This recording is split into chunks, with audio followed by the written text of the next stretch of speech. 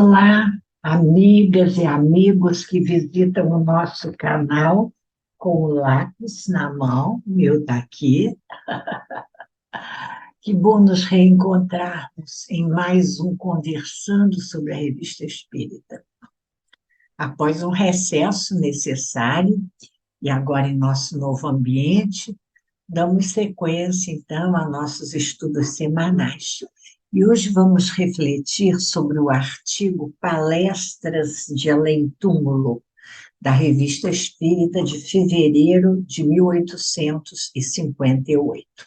Se você não assistiu a nossos estudos anteriores, tem um cardzinho aqui em cima. E por ele você pode acessar esses estudos anteriores e outros estudos feitos por nós, sempre sobre doutrina espírita e o pensamento de Allan Kardec. Muito bem.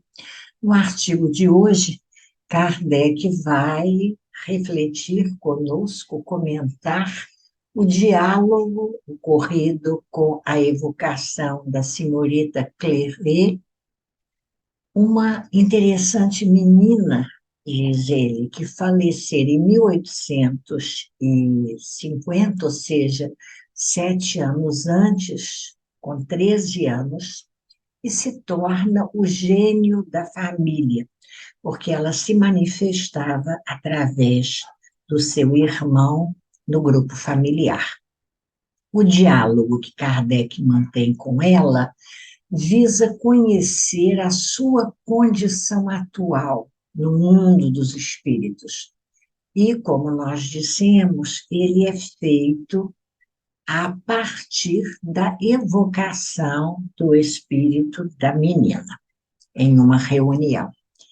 Então, lembrando a vocês que no capítulo 25 de O Livro dos Médiuns, nós vamos ter um estudo detalhado sobre o tema evocações e a utilidade das evocações, não é?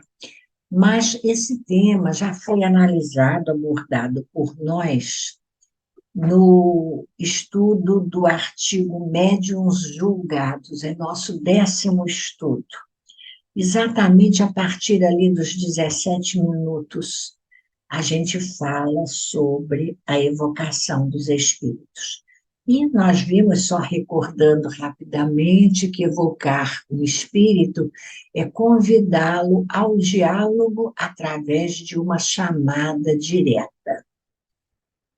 Foi esse o recurso usado por Kardec inúmeras vezes em suas reuniões, e ele argumenta conosco lá no Livro dos Médiuns, dizendo da posição de algumas pessoas contrárias à evocação direta, justificando a sua posição no fato de que os espíritos devem ter liberdade de se manifestar em momentos por eles determinados e não por nós determinados. Kardec mantém o seu posicionamento, ele é a favor da evocação direta, ele diz que ambos os posicionamentos têm prós e têm contras, ele traz esses argumentos para nós, então vale a pena a leitura em O Livro dos Médiuns, itens 269 e 270, sobre o tema evocações. Muito bem. Vamos ao nosso diálogo. Kardec começa perguntando à menina, ao espírito manifestante, se ele guarda lembranças da sua existência corporal. E o espírito diz que, desencarnado, ele vê o seu presente, ele acessa o seu passado, e, de acordo com a sua elevação, o seu grau de perfeição, ele pode ver aquilo que Deus lhe prepara. Ver aquilo que Deus lhe prepara. Se você está com lápis na mão, vai lá e grifa essa metáfora que exprime a possibilidade do espírito pressentir o previsionar o futuro. E a isso nós chamamos presciência. A metáfora pode, o espírito pode ver aquilo que Deus lhe prepara. Fala para nós da teoria da presciência. E a teoria da presciência, Kardec explica no livro A Gênese, no capítulo 16, do item 1º em diante, mostrando para nós que a presciência é a consequência de uma previsão, ou seja, a previsão de uma consequência, melhor dizendo. Quando você prevê aquilo que vai acontecer como consequência de um ato, de um fato qualquer. Lá em A Gênese, ele coloca para nós uma interrogação. Ele começa, vamos acessar aqui a Gênese, capítulo 16, item 1. Como é possível o conhecimento do futuro? Ele nos traz a interrogação. E ele nos propõe um exercício de imaginarmos um homem no cume de uma alta montanha. Lá do alto, ele pode observar a vasta extensão da planície em derredor. E nessa situação,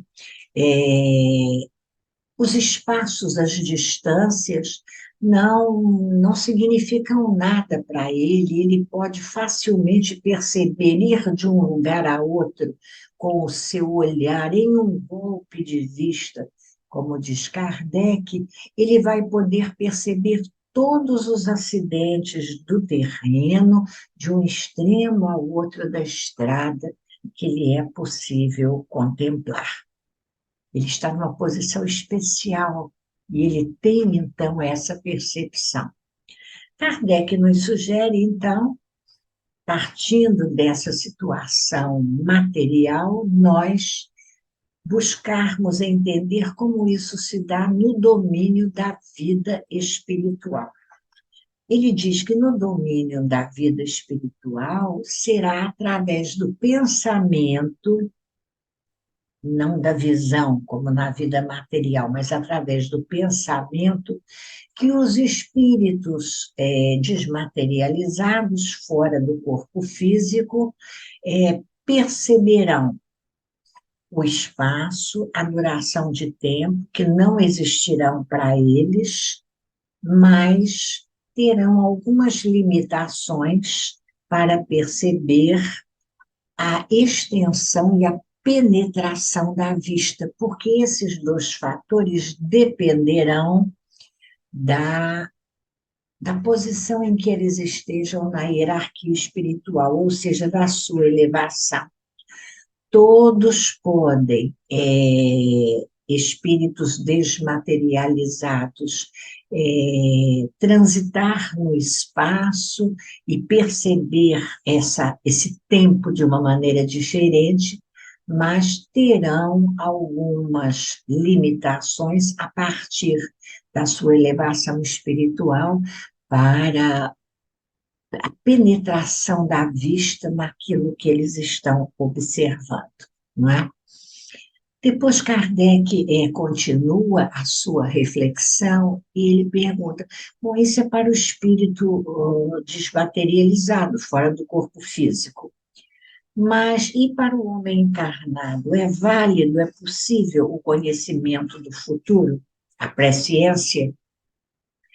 E dizem os espíritos a Kardec que, tendo o homem que concorrer para o progresso geral, está lá na sua missão, na questão 132, né, ele precisa concorrer, o espírito encarnado para o progresso geral, é dado muitas vezes a alguns homens essa percepção daquilo que vai acontecer em determinada época, da mesma maneira que o homem está lá sobre a montanha e vê o que espera o viajante no curso da viagem. O espírito encarnado, tendo a presciência, ele percebe o que espera aquele homem, aquelas pessoas, naquela situação que está acontecendo agora. E o objetivo disso é que, pressentindo os acontecimentos, o homem possa interferir, né, no encaminhamento dos fatos e na maneira de agir. Isso é permitido por Deus, sempre com um fim útil, nunca para satisfazer a nossa curiosidade. E diz Kardec o que é mais importante: será dado ao homem, no uso do seu livre-arbítrio, escolher se ele vai ignorar aquele fato ou ele vai interferir de alguma maneira e como vai interferir naquela situação. Isso, diz Kardec, para o homem é uma prova onde ele vai ser testado na sua ação para o bem ou para o mal, a partir das escolhas feitas. Muito bom. Teoria da presciência em A Gênese, vale a pena ler o texto todo e refletir sobre o pensamento de Allan Kardec. Mas voltando ao nosso diálogo, agora aqui, nós vamos ver uma afirmativa interessante da senhorita Clery, quando ela diz que ela voltará a reencarnar em um mundo melhor do que a Terra e que agora ela está em um lugar qualquer, em um lugar qualquer. E ela fala também de como está nesse momento a sua aparência. Muito bem. O que significa estar em um lugar qualquer? A possibilidade do espírito se deslocar no espaço que é fluido, como nós vimos, bastando pensar, dirigir o seu pensamento para aquele lugar que vai ser possível ao espírito transportar-se sem que haja tempo, demora nesse transporte para o lugar que ele mentaliza. Quanto a, então, estar em um lugar qualquer, os espíritos desmaterializados são, então, como o homem que está lá na montanha, o espaço e duração de tempo nesse transporte não existem para eles, tá bom? E ela fala também da sua aparência. Nós já tratamos sobre a aparência, um vocábulo muito utilizado por Kardec para definir a percepção do espírito, como o espírito se apresenta, né? Então, se você tiver interesse, volta lá no estudo com o título Evocações Particulares, que é o nosso nono estudo, número 9. Logo no início, 3 minutos e meio, a gente aborda a questão da aparência do estudo e apenas do espírito, desculpem, e apenas recordando, a gente vai lembrar que o espírito, ele faz uso da sua vontade, dando ao seu perispírito a aparência que ele desejar. Em geral, eles assumem a forma humana, mas o fato de se apresentarem tendo um corpo humano normal, vamos dizer assim, não quer dizer que os órgãos do seu corpo espiritual tenham funções como as têm os órgãos no nosso corpo físico. Então, diz Kardec, o espírito enxerga, mas ele não enxerga pelos olhos, não é verdade?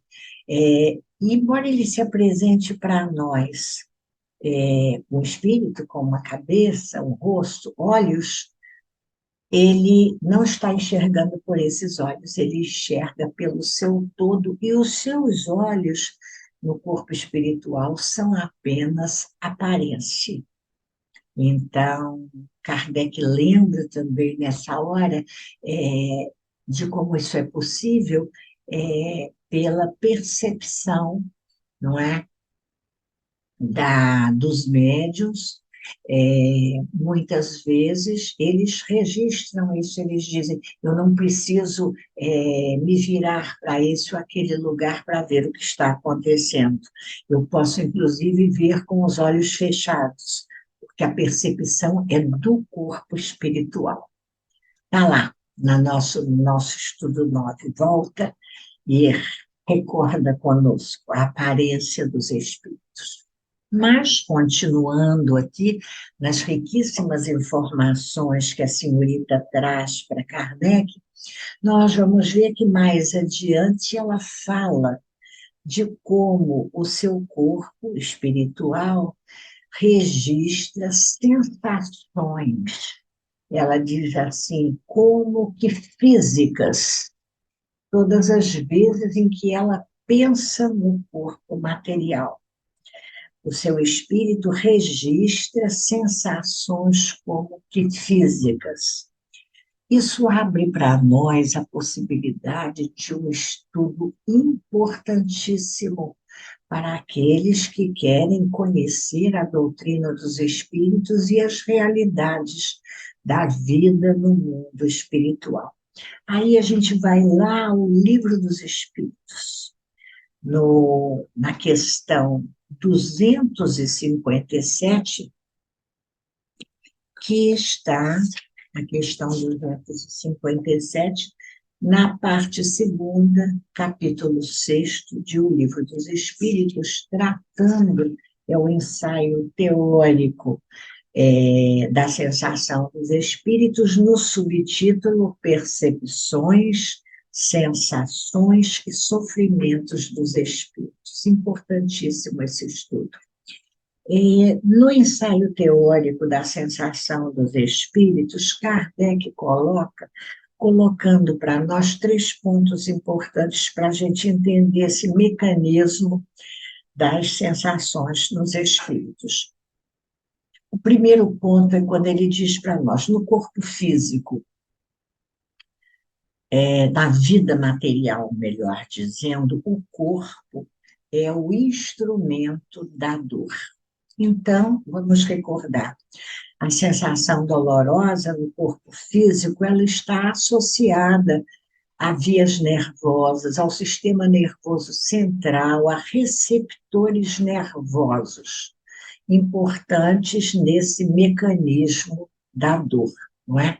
Então, a sensação da dor, ela é registrada por esses receptores sensoriais, que são chamados nociceptores, e que estão presentes em todas as regiões do nosso corpo e podem, e enviam, melhor dizendo, sinais ao encéfalo, todas as vezes que há um estímulo, não é? Eles respondem a um estímulo com o potencial de causar um dano ao corpo. Esse registro é feito através da sensação de dor. A alma, ela tem, ao segundo ponto, a percepção da dor. E essa percepção é um efeito. Então, o que a alma guarda é a lembrança da dor. Pode ser uma lembrança penosa, geralmente é uma lembrança penosa, mas não tem essa lembrança uma ação física. É uma impressão que ficou guardada no cérebro e é percebida pelo espírito, ela é recordada pelo espírito. Essa impressão da dor, inicialmente registrada no cérebro, não é verdade, no corpo físico. E essa sensação, essa percepção do espírito da dor no corpo físico e na erraticidade, né, na condição de espírito desencarnado, é possível pelo papel do perispírito, não é? Importantíssimo nessa, como intermediário do corpo material e do espírito, do ser espiritual, E lembrando que no ser encarnado, o perispírito é o princípio da vida orgânica, mas não é o princípio da vida intelectual. O princípio da vida intelectual reside no espírito. No corpo físico, o perispírito é o princípio da vida orgânica e o agente das sensações exteriores. Os órgãos do corpo físico são os condutos que localizam essas sensações.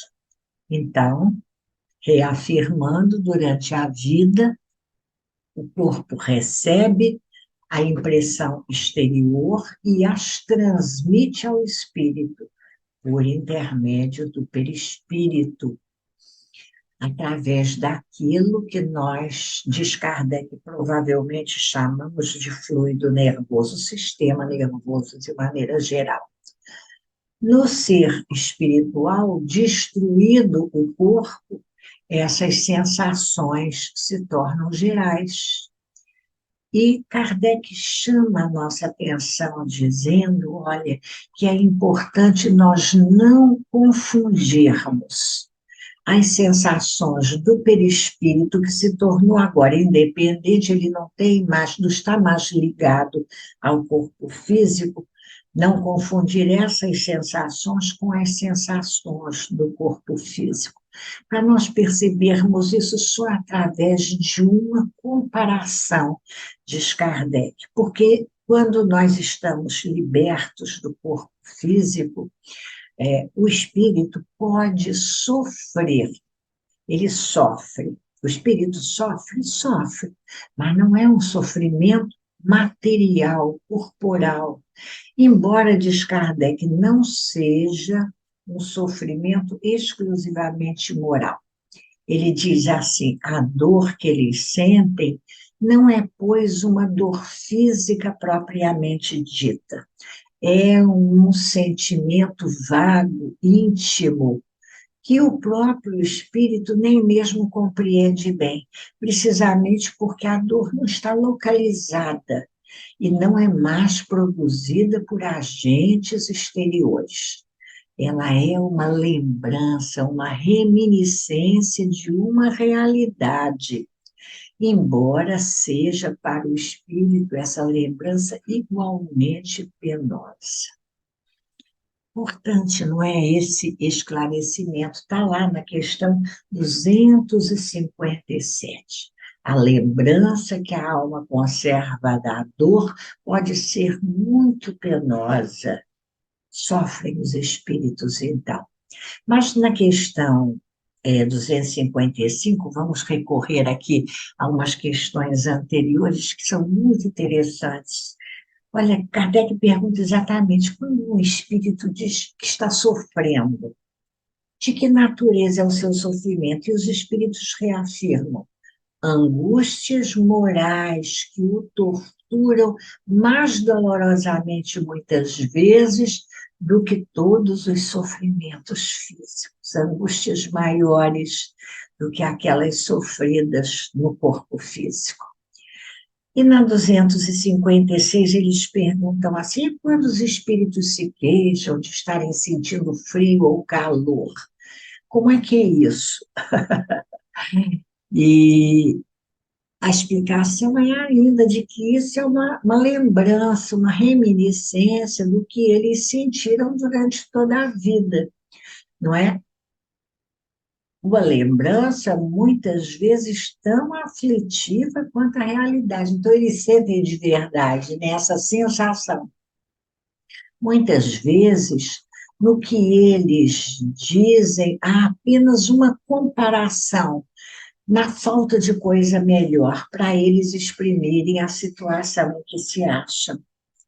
Quando se lembram do corpo que revestiram, que tiveram, eles têm impressão semelhante à de uma pessoa. E ele vai dar um exemplo, que estando com o manto pesado, sentindo a sensação do peso daquele manto, se ele tira esse manto, que tinha nos ombros, ele ainda fica sentindo a impressão, né? Todos nós conhecemos isso, e lembra para nós também, no caso da amputação de órgãos, né?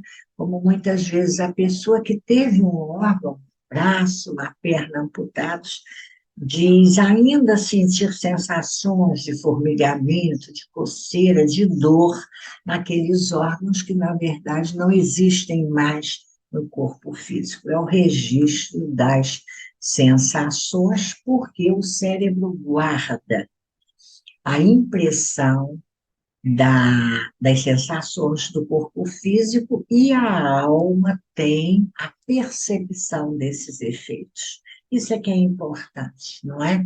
O cérebro guarda a sensação, a impressão da sensação, e a alma tem percepção dessa memória, desse registro, pelo papel que o perispírito desempenha no corpo físico. Acho que isso ficou assim claro para nós. Vamos ainda aproveitar duas outras questõezinhas aqui. A questão 253, Kardec pergunta: os espíritos experimentam as mesmas necessidades e sofrimentos físicos nossos? Nós já vimos isso, mas a resposta é interessante quando diz assim: olha, os espíritos conhecem essas necessidades e esses sofrimentos porque eles viveram isso, não é? Mas agora eles não experimentam isso materialmente, eles têm a lembrança, o registro dessas impressões. E eles dizem assim, porque agora eles são espíritos. São espíritos, a condição deles é outra, então. Kardec insiste, e fadiga, cansaço eles sentem, eles têm necessidade de repouso, e vem a explicação para nós dizendo, olha, não o cansaço, fadiga, como nós entendemos aqui na vida material, eles não têm necessidade do repouso corporal, porque eles não possuem mais esse corpo material e esses órgãos que quando nós descansamos, nós estamos restaurando a energia, a capacidade, né, o equilíbrio dos órgãos do nosso corpo físico. Independente disso, o espírito repousa. Não no sentido de, como nós entendemos, na vida material, mas ele repousa não permanecendo em atividade constante. O que é isso? Não é? Há momentos em que o espírito diminui a atividade do seu pensamento. Ele deixa de dirigir o seu pensamento para um objeto determinado. Essa é a forma de repouso dos espíritos. Eles repousam a mente, repousam o pensamento, não é? E não dá para a gente comparar isso ao corpo físico, embora no corpo físico, em alguns momentos, a gente faça o repouso corporal e procure também descansar a nossa mente. É uma experiência interessante, né? Essa. E os espíritos dizem a Kardec também que essa sensação de cansaço do espírito está muito ligada à sua inferioridade ou à sua elevação. Os espíritos inferiores sentem muito cansaço, e estando com a mente muito presa ainda à vida material, eles chegam a ter a sensação de que estão, né, colocando o corpo material em uma posição de repouso e até têm a sensação de que estão dormindo. Tudo isso, criação da mente, do espírito, ainda muito ligado à vida material. Não é isso? Muito bom. Recomendo a leitura desse ensaio teórico sobre a sensação dos espíritos, no Livro dos Espíritos, item 200, questão 257. E voltando aqui, já ao finalzinho do diálogo de Kardec com a senhorita, ele pergunta para ela como ela pode, não é, responder a perguntas que são tão abstratas. Se ela desencarnou com 13 anos, como poderia uma criança? Uma criança não estaria preparada para responder a essas questões. Como isso se dá? E ela diz e traz para nós uma última possibilidade de reflexão, quando ela diz assim: minha alma é muito antiga. Sobre a alma antiga que guarda a lembrança de tudo aquilo que aprendeu, três questões ainda em O Livro dos Espíritos que vão esclarecer isso para a gente. Né? Lá na questão 118, os Espíritos dizem a Kardec que todas as vezes em que o Espírito conclui uma prova, ele guarda ciência daquilo que ele aprendeu naquela situação e não esquece esse aprendizado. Na questão 180, eles dizem para nós que mesmo quando o espírito passa de um planeta para outro, ele conserva a inteligência que aqui tinha, porque a inteligência não se perde. E lá na questão 218, uma terceira questão, nós vamos ver que os conhecimentos, reforçando os conhecimentos adquiridos, não se perdem, os conhecimentos adquiridos, eles ficam guardados, o espírito liberto da matéria, ele sempre se recorda desses conhecimentos. Encarnados, muitas vezes, nós esquecemos de alguma coisa da nossa experiência passada, não é? Mas o espírito, ele não perde a memória desses conhecimentos, porque se ele se esquecesse, ele sempre teria que recomeçar, vamos dizer, de um marco zero, se a gente pode se expressar assim, e não é assim. A cada nova existência, o espírito toma como ponto de partida aquela condição em que ele estava na sua existência anterior. E aí, encerrando o diálogo de Kardec com esse espírito, ele curiosamente pergunta: olha cá, seria possível você se manifestar de forma a que nós víssemos a sua aparência, percebêssemos, visualizássemos você?